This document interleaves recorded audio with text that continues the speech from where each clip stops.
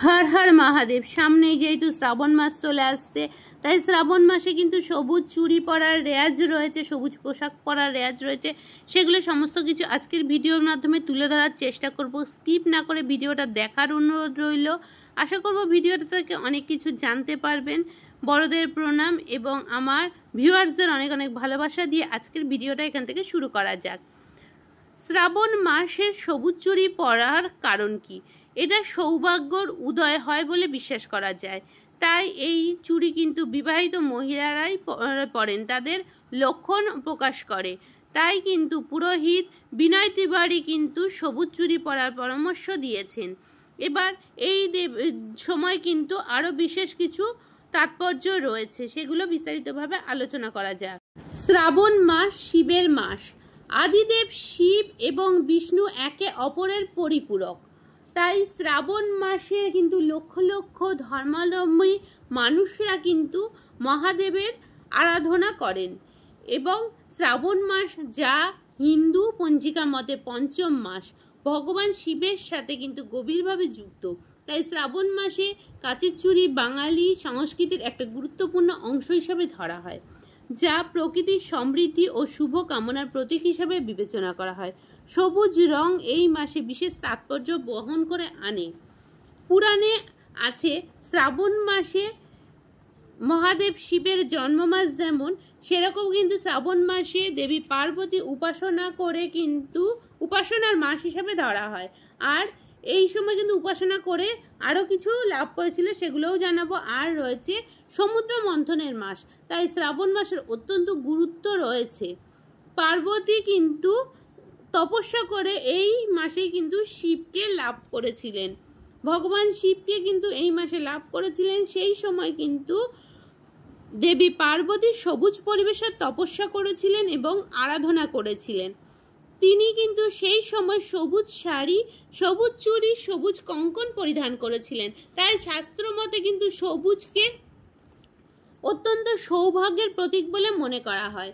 আর সবুজ রং হলো positive energy আনে, তাই সবুজ হলো ভাগ্য খুলে দেওয়ার জায়গার একটা রং বলে ধরা হয়।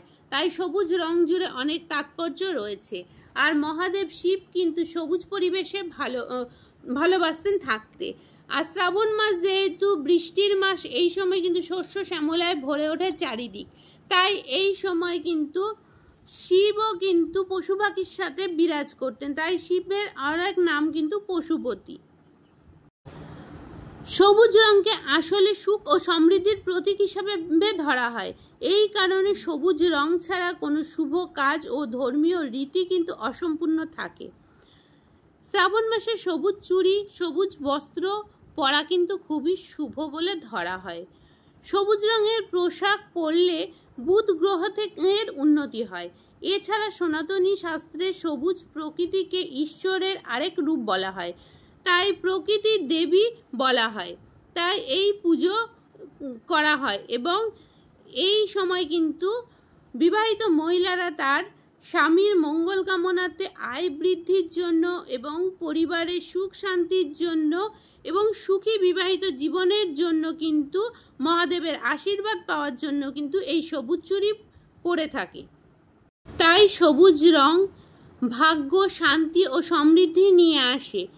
মহিলারা প্রকৃতির সঙ্গে বন্ধনের প্রতীক এবং অঙ্গীকার হিসাবে এই সবুজ শাড়ি, সবুজ চুড়িদার, সবুজ রঙের যে কোনো পোশাক পরতে পারেন, যা বর্ষাকালের চারিদিকে সবুজ সৌন্দর্যের বয়ে আনে। তাই সবুজ রং কিন্তু অনেকেই পছন্দ করেন।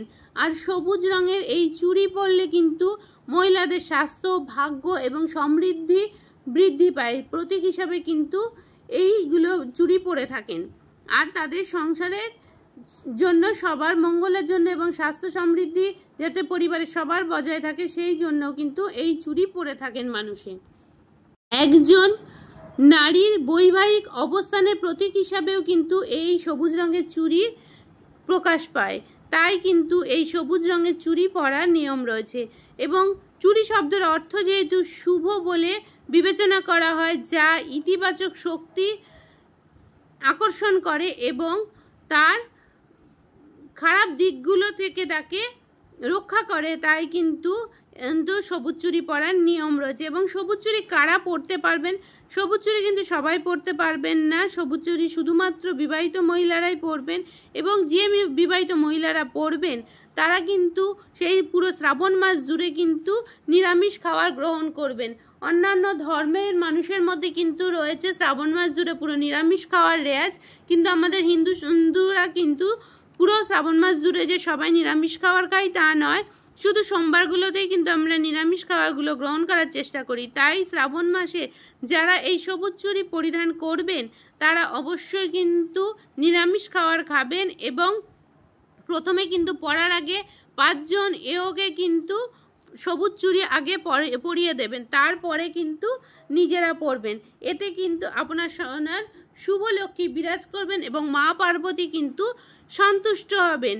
তাই কিন্তু আপনারা প্রথমে 5 জন এওকে এই চুড়ি পরিয়ে দিয়ে তারপরে পরবেন চুড়ি। ভগবান শিবের আশীর্বাদ কামনা করার জন্য এবং সুখী দাম্পত্য জীবন যাতে থাকতে পারে সেই জন্য কিন্তু এই প্রতীক হিসাবে সবুজ চুড়ি পরা হয়ে থাকে। কিন্তু অবিবাহিত মহিলারা কিন্তু এই সবুজ চুড়ি পরবেন না, এবং যারা পরবেন বিবাহিত মহিলারা তারা কিন্তু অবশ্যই নিরামিষ খাবেন। হ্যাঁ বন্ধুরা, অবশ্যই কিন্তু নিরামিষ খাবার খাবেন। এছাড়াও কিন্তু আপনারা হাতে মেহেন্দিও পরতে পারেন, এটাও কিন্তু খুবই শুভ।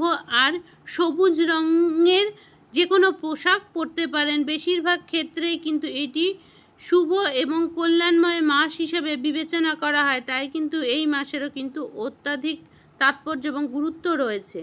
সবুজ রং শান্তি এবং ইতিবাচক প্রতিনিধিত্ব করে, তাই সবুজ রঙের কিন্তু এই মাসে প্রচুর গুরুত্ব রয়েছে। তাই ধরা যায় চুড়ি ইতিবাচক এবং সমৃদ্ধির সঙ্গে যুক্ত রয়েছে। তাই কিন্তু মহিলারা সৌভাগ্যকে আমন্ত্রণ জানানোর জন্য এবং নেতিবাচক দূর করার জন্যই কিন্তু এই সবুজ চুড়ি পরে থাকেন। যাই হোক, আজকের বিস্তারিত ভিডিওর মাধ্যমে যেটুকু সম্ভব তুলে ধরার চেষ্টা করলাম। সবুজ চুড়ি কারা পরবেন কারা পরবেন না, সামনে শ্রাবণ মাস, প্রচুর সবুজ চুড়ি বিক্রি হয় এবং সবুজ পোশাক পরার রেওয়াজ রয়েছে, সেগুলোই কিন্তু তুলে ধরার চেষ্টা করলাম। যদি কোথাও ভালো লেগে থাকে আমার ভিডিওটা, পাশে থাকবেন এবং পাশে থাকা বেল আইকনটা ক্লিক করে আমার পরিবারের সদস্য হয়ে যাবেন, এবং নতুন নতুন বন্ধুদের একটু দেখার সুযোগ করে দেবেন। কিছু অজানা তথ্য যদি তাদের কাছে উপকারে লাগে তাহলে কিন্তু আমার এই ভিডিওটা করা সার্থক হবে।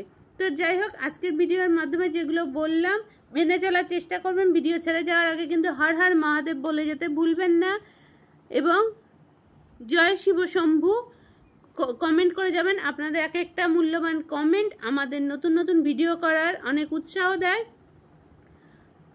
আর নিজেরাই নিজেদের পরিবারের সৌভাগ্য কিন্তু বজায় করতে পারেন। আবারও বলছি, সবুজ চুড়ি যেহেতু পরার নিয়ম রয়েছে, হিন্দু শাস্ত্রের মধ্যে অনেকগুলো গুরুত্বপূর্ণ দিন বলে সময় বলে ধরা হয়, কিন্তু সেটা কিন্তু একমাত্র বিবাহিত মহিলারা যারা নিরামিষ খান তারাই পরবেন। তা আজকের ভিডিও থেকে বিদায় নিচ্ছি, আবার দেখা হচ্ছে নতুন কোনো ভিডিও।